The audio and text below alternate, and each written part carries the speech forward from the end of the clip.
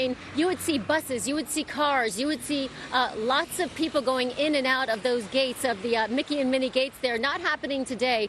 There is a mandatory curfew in effect. Some cars have come out on the road anyway, despite the curfew. But you've got not just vacationers here in Orlando, but because Orlando is 70 miles inland from the coast, you also have evacuees. So you've got this crush of people who come here to Orlando, obviously not just a vacation, but to evacuate those coastal areas. So we've seen a lot of these hotels, they are solidly booked. We also saw a lot of chaos on social media, some of these pictures taken, some of this video taken in the restaurant areas of just a crush of people trying to get food. People on social media saying it's taking, it took 3 hours just to get dinner. I know it took me an hour and a half just to have them make me a hamburger last night.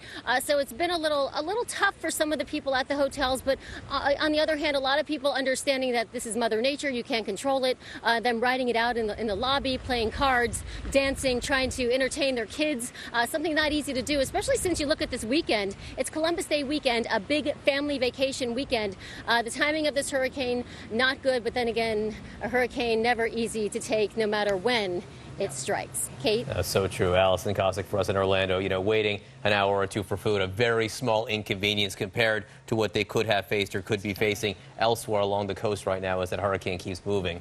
Joining us now by the phone is Mayor William Capote of Palm Bay, Florida. Palm Bay down the coast about south of Orlando. The worst of the storm, we believe at this point, Mayor Capote, has passed you. Have you had a chance to get out? Have your officials had a chance to get out and assess the damage? Yeah, it's a combination. They got out first, and I'm second now out and about in the community, kind of taking a look at what Palm Bay looks like after the storm. And we were lucky here in the city as that storm around 11:30 kind of pushed out east into the water, which helped us a lot. I was here in 2004 for both storms, Francis and Jean, and I could tell you by being out here and driving around the community that there is no comparison. It could have been worse if that Category 4 would have hit us directly like Francis and Jean did. But we fared well. We got some widespread power outages, but that I could live with that. We had no light poles go down. It's still assessing utilities and public works. The traffic lights weren't down like in 2004, and our roads are solid. Mayor, is it safe? What's the message for people in Palm Bay? Is it safe to head out now? Head outside? No, not yet. Not yet. We will be doing that pretty soon and telling them that they could go out and about. But for now, please stay in your home. Mayor Capote, as you said, the warnings for this storm were coming really for the last several days from officials top to bottom, and they were very stern warnings. Warnings like we really haven't heard before, or at least not for decades, for people to evacuate, for people to take this seriously. Now, it may be in your part of the state that it didn't hit as hard as it could, but how much did it help, the fact that these warnings were made so early and that people, by and large, seem to pay attention to them? Correct. That really, this time around, I think that for those that had the experience of 2004, kind of helped the newcomers that were here. And our 2 shelters were full, so that's telling me that they heard the warnings. Our service people, first responders did a wonderful job in communicating with the public. We made sure that we were educating in advance, and I think that's why we fared so well.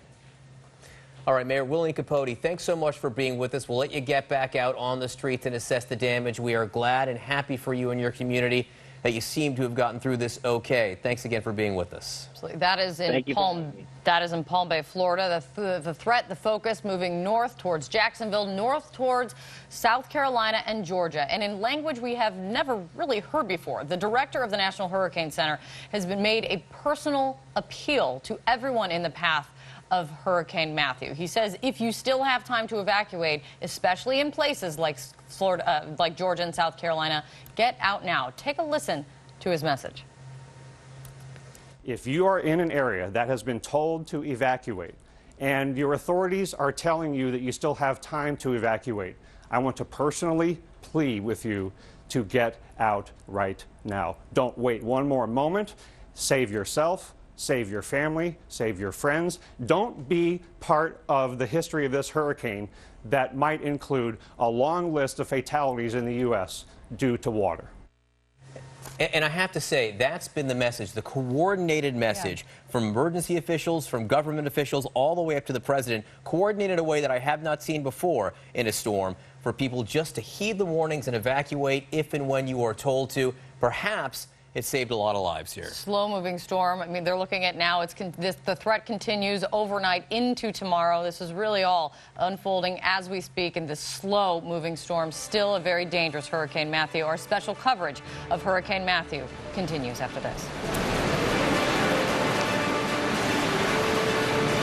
You do all this research on the perfect car, then smash it into a tree.